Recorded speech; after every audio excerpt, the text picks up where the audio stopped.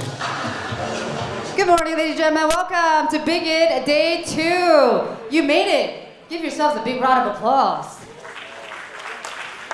Now what you need to do is stay until the end of the day because we do have quite a few more lucky draws. Don't forget your name card outside in the fishbowl. Yesterday I learned we had a lot more people coming that is not from KL. India, are you still here? Hi India. We have East Malaysia, Sabah Sarawak, where are you? I think we have Australia too. Australia? Anybody? Oh, he's on Australian time. Went somewhere else.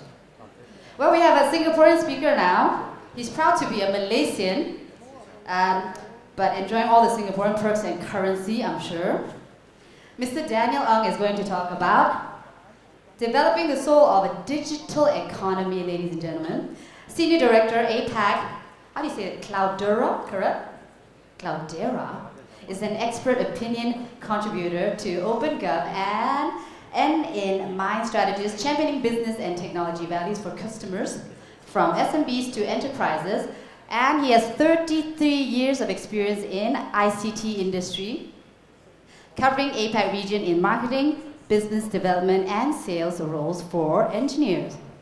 For companies like IBM, Microsoft, Red Hat, and after his first job with Nixdorf, correct?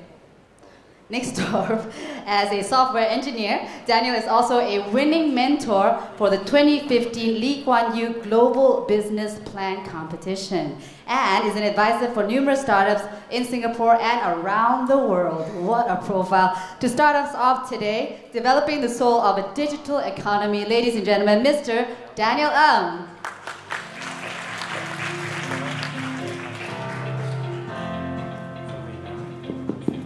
Good morning.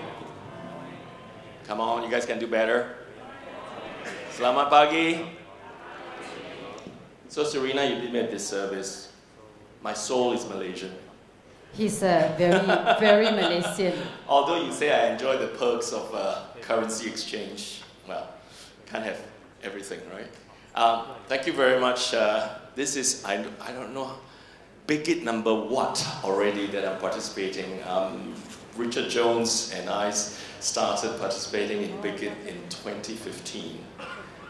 So that was kind of at its infancy. So a little bit of amendments to my introduction. No longer with the company called Cloudera, now on my own doing advisory and consultancy. So if you have anything that we can work together, let me know. The soul of a digital economy. So here we have friends from India. I'm sure Prime Minister Modi's digital India is fresh in the mind. Whatever you call it. In Singapore, it's called Smart Nation. In Malaysia, even MDEC changed its name from Malaysia Development Corporation to Malaysia Digital Economy Corporation. So everyone's harping on this. But what I'm going to share with you today, and thanks for turning up for this session and staying for second day, is a little bit of a twist from what you probably heard for the whole day of yesterday. This is not necessarily about talking about technology. I wanted to basically ask the question and hopefully invoke some thoughts about why we do certain things and not what we always do. Right? So soul. Still anak Malaysia di sini. Ro, right? If we believe in that, or 灵魂 for Chinese. Sorry, I don't know what it's in Indian. My apologies. It's like if you look at our body, the soul powers the body. Without the soul, you can't get up in the morning. And the body, therefore, is the what? The engine. That brings us forward, but that engine is the soul. And then you go about and do the how, which is you're here. You woke up, you came here, and hopefully in the next 30 minutes, Serena, that I have, I can help share that with you. Can you please throw me the clicker? I'll come down and get it. Thank you. Terima kasih. So, I like to bring Anyone knows Simon Sinek? Good guy, right? Hopefully, definitely this is not my creation. So I really belabor his points of asking, when you do something, what do you start with? What is your thinking process? Close your eyes. Those who, so I don't want to embarrass anybody. Honestly, hand to heart, do you start with why or do you start with what? Those who honestly think they start with what, put up your hands, please. Thank you for being honest. We sometimes fall into that, right? We sometimes fall into doing the what without understanding the why. And then halfway through, you realize, oh my God, it doesn't fit into what I want to achieve. So when you backpedal, more time is wasted, more time is spent, and productivity goes down, your boss gets angry, and the rest goes on, right? So I want to dwell a little bit deeper into why we do things versus what we do, which I think the experts the rest of today and yesterday will tell you technology, blah, blah, blah. We all know this. Today, Malaysia, 4G, right? Haven't launched 5G yet. It'll be 5G soon. What next? 6G? I've been, as Serena puts it, in this field for 35 years. A little bit of correction there as well. My apologies, I probably gave the wrong bio. I've gone from hardware to software to XaaS to networking to cloud technologies. Here's the promise. It will be here, it will be gone, and new things will come again. All right? Many a times my friend asks me, what's the best laptop to buy? I say, I can't tell you. He says, you've been 35 years in this industry, you can't tell me? He says, no, I can't, because tomorrow it'll be a lie. Why? Because tomorrow there'll be a new one. Right? So, but to the question of that laptop, ask yourself, why am I buying it? Is it for game? Is it for visual processing, video processing, whatever? Then you would be able to define what you want to do. So on this slide, please start with why. And a lot of these examples, I'm not going to name the country because I don't want to be prevented from entering any country. So, CKT drones. Who knows what CKT is? You'll win a dinner with Serena if you know what CKT is. No? Come on! I hear somebody say char kway teow, right? It is. Char kway teow drones. So, in a country that I will not name, if you look at the date, it was 2015, not too far ago, they invested in providing technologies to SMBs. And one of the things is, SMB came up with this grand plan of delivering a plate of char kway teow using the drone. Now, let me ask you this question. Do you think we started with the why or did we start with the what? The what. So, one morning we saw this on the headline and people were saying, hey Daniel, you should be very proud because you actually advise on technology to this organization. And I said, no, don't even associate my name with it, please, because here are my questions. Does the drone fly the plate of char kway teow automatically to the table? No, the guys still have to maneuver it, avoid the makcik that is carrying a plate of nasi lemak, that sort of thing. And I said, how far is the furthest table from the stall? Oh, about 50 feet.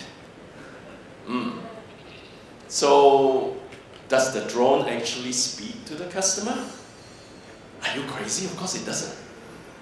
Okay, so if that's the case, why couldn't the guy that is piloting the drone bring the plate of char kway teow to the table and say to whoever that's sitting there, oh, Richard, I've seen you here the 3rd time this week, you must really like my char kway teow, and if you do the next time you come, I give you more siham for free, right? So with the drone, you're missing out on customer service, you're missing out on, delivery service, and you still have to do that.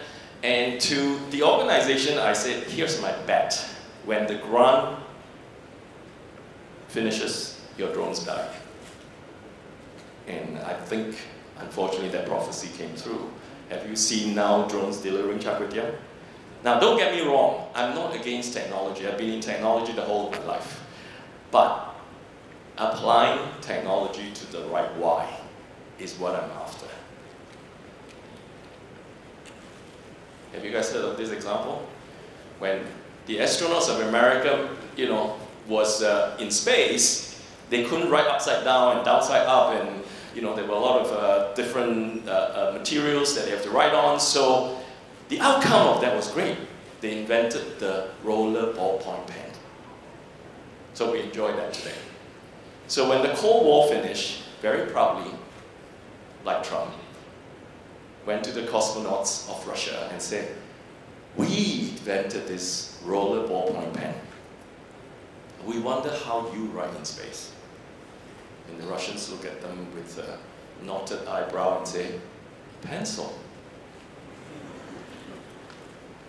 Right? So it's a good outcome. They invented the pen. But if you started with a why of writing on different surfaces in different altitude, in different positions, you would have thought of a better what, which is already existing, than trying to do that. So, everyone with me on the why? So please do me and yourself a great favor. Next time somebody asks you to do the what, begin asking, why am I doing this, right? Danisha this morning called me out and says, Daniel, you've got a blank slide, should we take it out? No, this is not a blank slide. This is what KL was last week.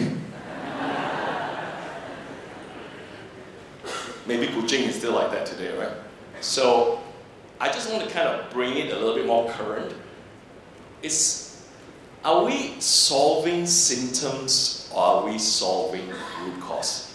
What is the why? The haze is like Hari Raya. Nowadays, it comes every year, right? How many years now? I lost count. Is it 12, 15? But it comes every year. And what do? We promise, or rather we propose to send troops to Indonesia to fight fire. Of course, Tun Mahathir says, I got 4,000 burning points, and Indonesia says, sorry if there's any Indonesian friends in the audience, no, we didn't, not us, it's your own people burning the thing, right? But anyway, I don't want to get into a political discussion, but here's the point. We spend money seeding cloud. They spend money bombing the ladang with water bomb. Have we even calculated the amount of productivity lost because Malaysians, Singaporeans, and even Indonesians are now sick? What about 1,000 schools closed in Malaysia?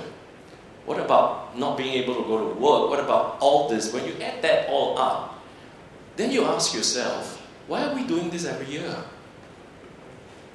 Is there a better way? I'm not suggesting that I have a solution, I'm just suggesting that give that a thought.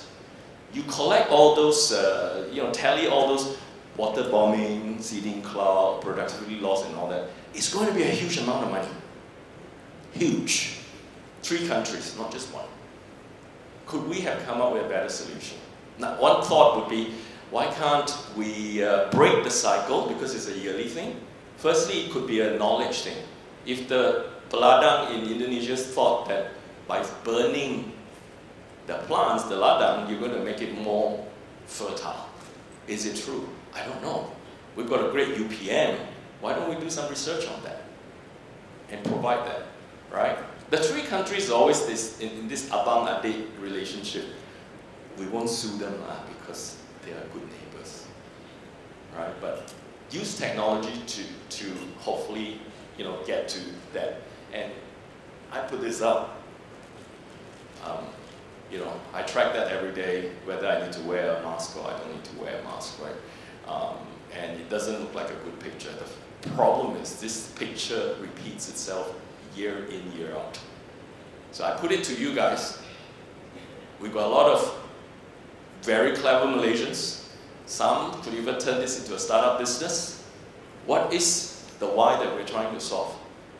Doing the what of water bombing and cloud seeding is not necessarily the source of that, can solve that problem.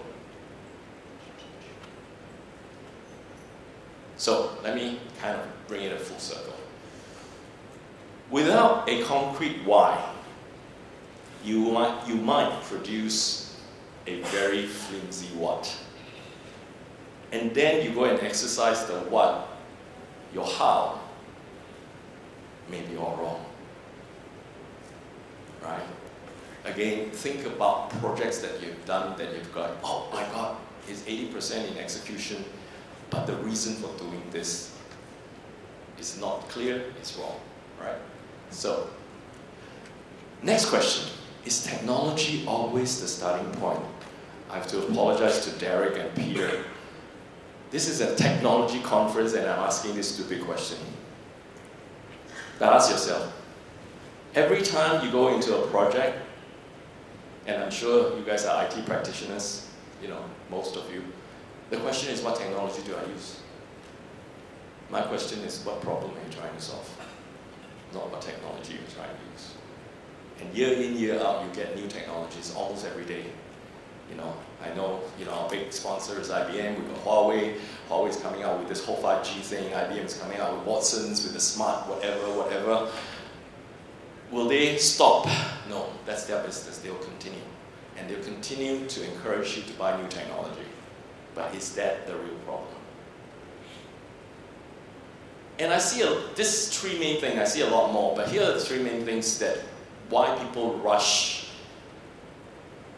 to do things and not think about why they do things. We are very competitive people. We even compete who owns nasi lemak and who owns chicken rice, across the borders, right? So everyone is so busy rushing to do things, right? Ask yourself, are you a busy person? Yeah. What are you busy about? Actually, I don't know. So you're busy being busy. Right? I got somebody nodding really, really furiously there, right? All the time. So hands to heart.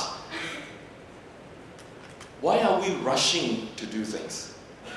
Imagine this, if we stop innovating for a year, you think we'll go backwards? Right? The second one is eager to compete, as I said. Is it mine? Is it yours? Is it Singapore's? Is it Indonesia's? It's good to have competitive spirit. It is bad to just want to compete for the wrong reason. Okay? I know.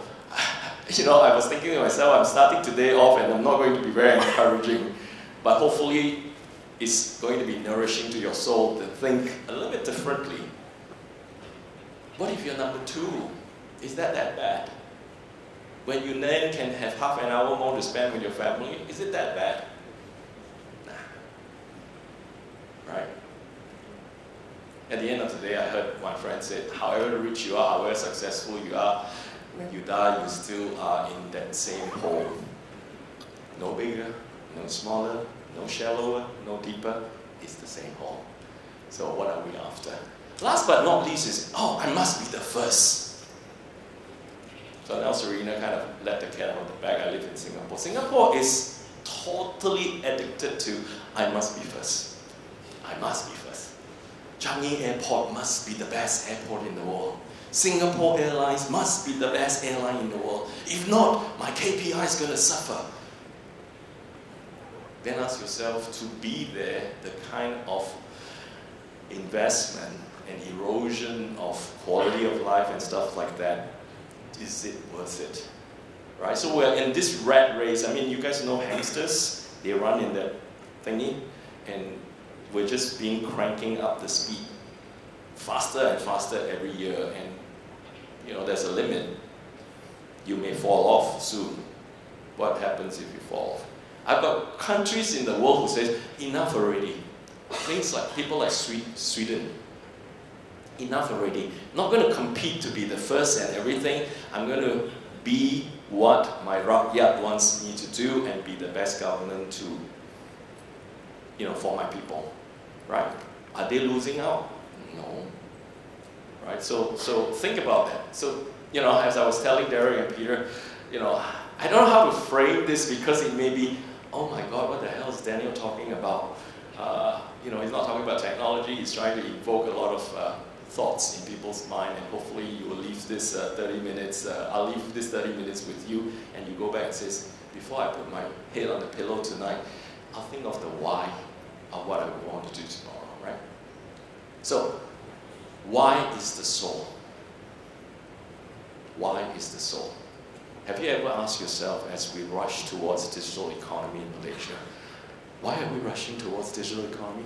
As Singapore rushes towards smart nation, as India rushes towards digital India, I have tangible answers, right? Oh, it improves productivity, it betters efficiency, it's going to bring the country to the next level, blah, blah, blah. And my question very simply is there no other way? Is there no other way? Right, I'm going to give you some examples of applying technology with a soul in some countries to do this. Everyone heard of Estonia? Don't get confused, this is not Ukraine that Trump collaborated with. Again, not getting into politics. So, as I said, every progressive country in the world has a digital economy blueprint. Has one. Malaysia has one, Singapore has one, India has one. You know, they call it different names. Here's two stories about Estonia that I was privileged sitting beside the advisor to the Estonian government on digital economy in one of this panel. So he was saying to me, let me start with a simpler one. In Singapore, we have this thing called PDPA. Does it exist here? And then, of course, now it's you know what I'm talking about, right? And I asked a very simple question to this advisor. How do you do it in Estonia? I said, because, here's a little bit of trigger. In Singapore, I said, do not call me. And I still get calls.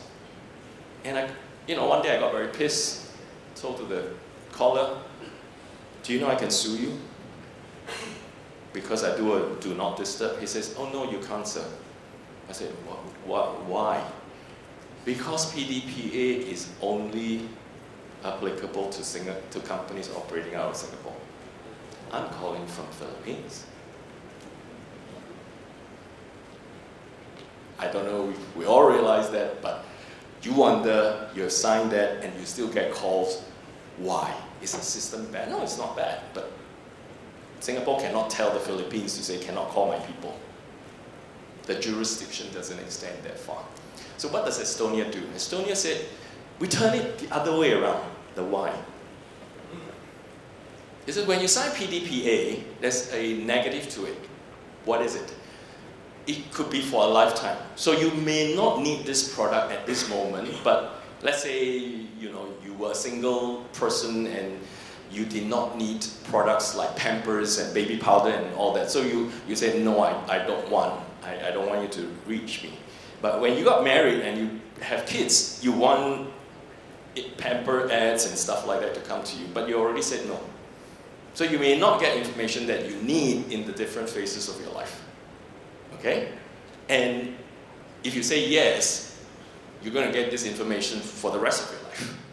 Right? Of course, you can go and check and say, sign off. What Estonia did was timing.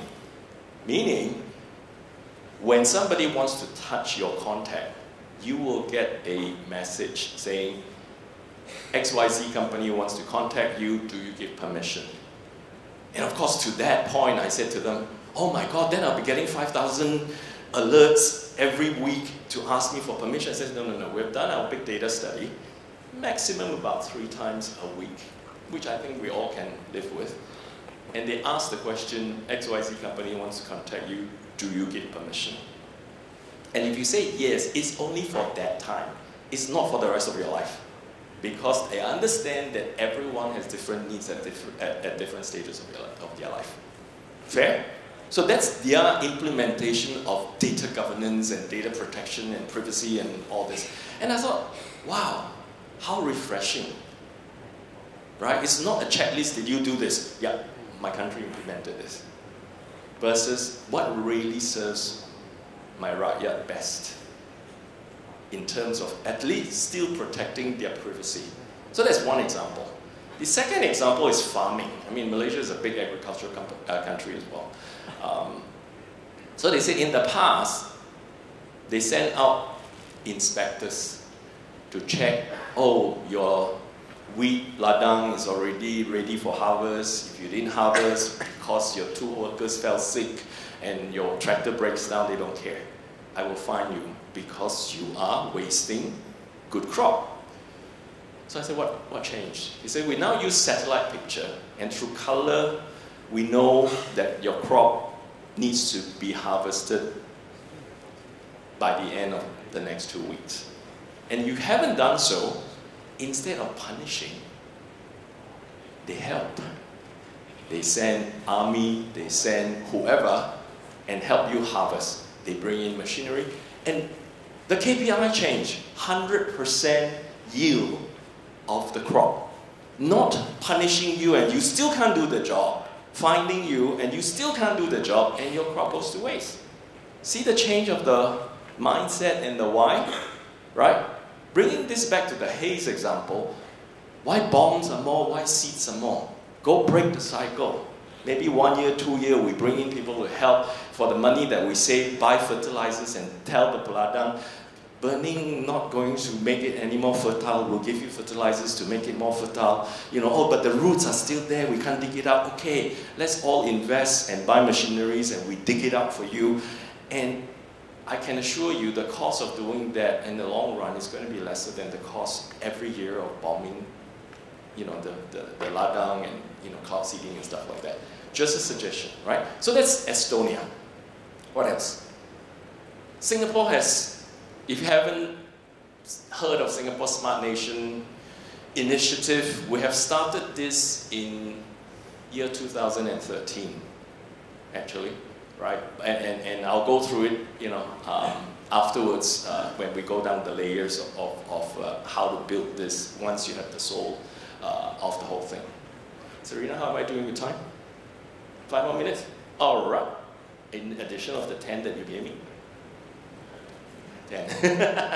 So, this is last week. Iswaran is one of our ministers in Singapore. He says governments should resist over-regulating a digital economy. We are now in the world of shared economy. Let people be free to explore how to build this and not say this. And I'm sure you all know Singapore. We tend to over-regulate things. And it is really refreshing to see this and say, we shouldn't over-regulate.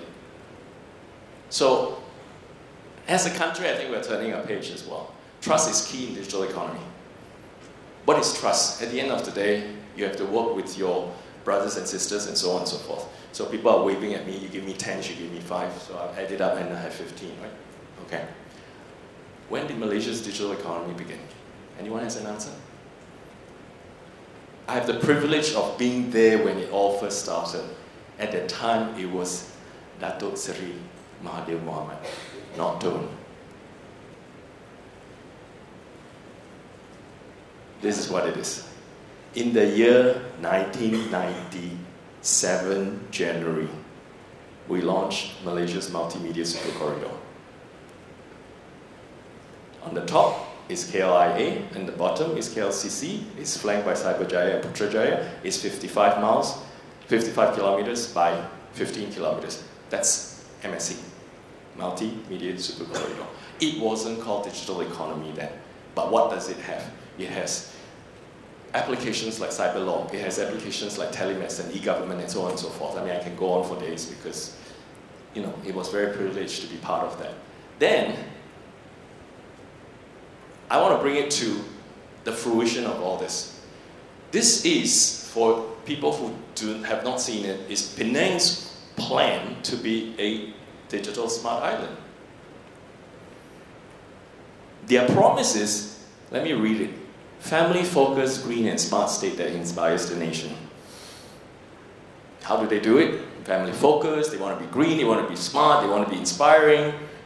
They look at livability, they look at economy, they look at people, they look at environment. So let's just speed this through. To me, that is an inkling of a why. Now, I'm not going to pronounce whether it's a good why or a bad why, but at least we're trying to define the why, right?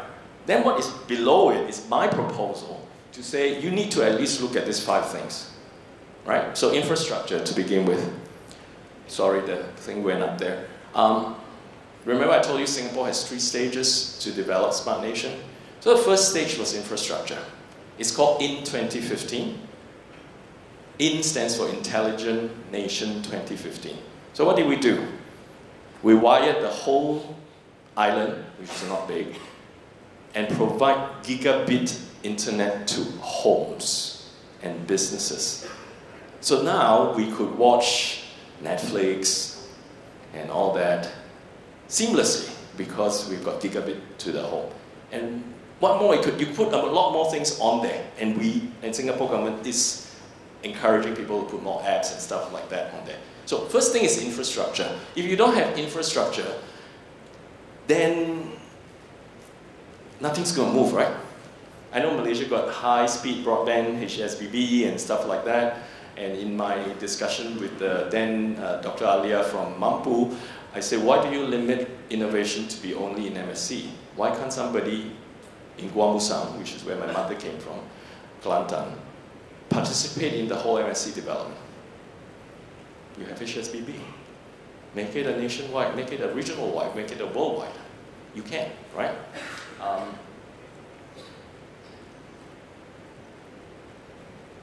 Doesn't want to go down. Okay. Next one is policies. So let's follow the Singapore Smart Nation initiative for the next step. 1 minute plus 5. To the next step, which is policies. So what they did was this thing called the Federation of Data, which is not very, very much publicized. Federation of Data says all ministries must share data with one another, or what we would call open data. So what is the benefit out of that is, I stay in Sembawang, which is north, and God forbid, I'm involved in an accident in the south. In the past, the hospital owns my data, and if I'm critically injured, they have to put me through another medical checkup, which may kill me, because they can't access the data. And with the Federation of Data, the data belongs to you, so you have to change a little bit of the law to enable that to happen. But now, with a swipe of your ID card, your data can be presented at any hospitals, any clinic. And I'm just using a live example. There's so many, many, many other examples that we can use, right? So, sorry about the link. If you guys want to have a look, it's called data.sg. data.gov.sg. Go in there. It's data that is published by the government on a frequent basis for anyone to use. For anyone to use. You could have a look at it. There's economic data, there's gender, diversity data, there's distribution data, whatever. So this is the way that it allows the country to develop a startup mentality to say, if I look at the data, connect the dots, I'll be able to make a business out of it. Like Grab, like Airbnb, like whoever, right? The next piece of it is really talent. Malaysia is not alone. Every country is lack of talent. Every. Data professional talents, 5G talent coming up and all that, right? Every. So you have a national goal, 20,000 data professionals by the year 2020. Don't know where that is today, because that was something that Dato Yasmin, the past CEO of MTech, set with the ministry. So that is important. Technologies remains technologies if there's no talent that knows how to use it. Again, going back to the why. Community. We talk about startup. Malaysia and Singapore has lost out to Vietnam on startup investment. Oh. Are we more advanced from infrastructure development and all that? Yes, we are. Why did we lose? Not a question that I want an answer now, but something to be aware of, right? So, local enterprises conversion. I always say startup is such a big startup word. And everyone looks at the bright, shiny object and goes after, I want to be a startup, I want to be a startup. We have so much cottage industry in Malaysia. Can we look at converting some of them using digital technologies? Have we? Right? So again, invoking some of the ideas, local enterprises. I'm sure you guys represent a lot of local companies. Are there programs to actually excite you to get into it, besides just looking at startups? Last but not least, collaboration. This is really cross-negri, cross-nation, cross-region, shared economy. Collaboration is, nobody knows how to do everything, and nobody has everything. In the words of Mother Teresa, you don't know, you can't do what I can do, I can't do what you can do, but together we can do great things, right? So with that, let me summarize. I'm in time, right? Why, before, what, and how? Are you now convinced? Please begin your thinking on why before you launch into, is it 5G, is it 6G, is it this API for cybersecurity, is it big data, is it analytics, is it AI, is it ML? I can throw all these terms and be here for the next 3 hours. It won't be exhaustive, right? No one model fits all. Everyone looks at another country and says, oh, they did it, we must do it. Then we must beat them. Ask yourself from a why standpoint, whatever works in India, does it work in Malaysia? Whatever works in Vietnam, does it work in Singapore? Don't just copycat. I know it's the easiest thing to do, but it may not be applicable, right? Digital economy is still evolving. Although I said Malaysia kind of started in 2007, it's still evolving. Today, everyone throws the term digital economy. Then you say, can you explain to me what it really means? Oh, the economy that's turning digital. And my mom taught me this phrase, right? Please don't tell people that your mother is a woman. They already know. So you don't have to explain the words one at a time. You know, but what are the benefits of the digital economy is what I think we're after. Look inward before outward. We're too eager to go, oh, what's available out there? How can we copy? How can we compete? And here in itself is a trove of gems that we have not touched. Right? Malaysia is not a small country, neither is it the biggest country. Right? My roots are in east coast of Malaysia, Kelantan, Terengganu. You go there and there are tons of cottage industry. And you scratch your head and say, why are we not developing it? And then the next thing you see, oh, cottage industry dying because young people are not interested in the budaya and you know, tradition of that. Because we started with the wrong why. We never even encouraged that to happen. Last but not least, being first is not always the best. Agree? Don't tell this to your children because you want to be a proud parent and say, oh, my son, my daughter came out first in class, right? But you know what I mean. You know what I mean. Right? So, with that, in time, terima kasih. I hope this was valuable to you as it was for me. So, you know, take care. I'll be hanging around. Last piece, my advertisement, I will have a panel discussion at 3:30, right, Horace? With experts in their own field. So Horace is sitting here. He's the CIO of Malayan Flour. We have Sushan from Denodo, and we have Bruno from iFlix. And we will talk about digital economy and learn things to avoid, things to focus on, and so forth. 3:30, please be there. Thank you very much. Ladies and gentlemen, Mr. Daniel. He went to Singapore and he brought his soul back to Malaysia into our technology. That is quite something. A lot of people say when you go to Singapore, you lose your soul. No Singaporeans, right? No, just him.